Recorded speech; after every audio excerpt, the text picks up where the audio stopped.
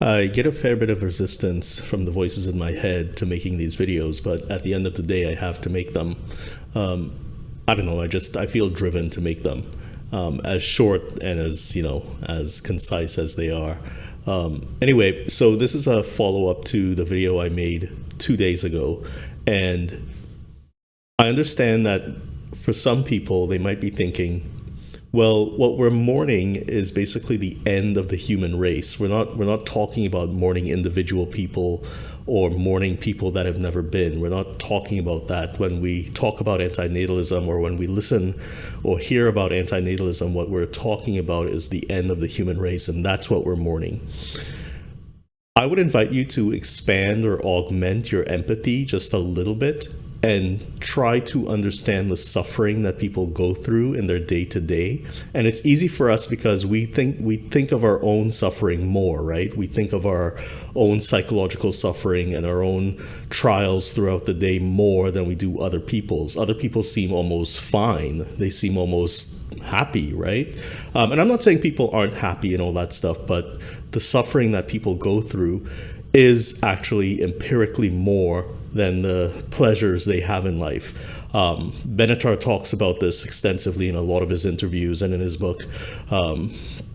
So you have to augment your understanding of suffering to kind of empathize with people's plight, with the way people suffer and how much they suffer.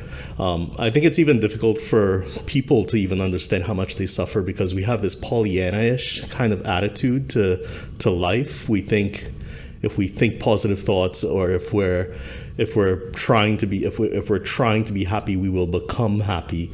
But I think if you pay close attention to what goes on in your own life, you'll see that there are more points of contention, more points of problems than there are pleasures. Like, there's something you always have to complain about. There's something you always have to feel down about. And that goes on pretty much all the time.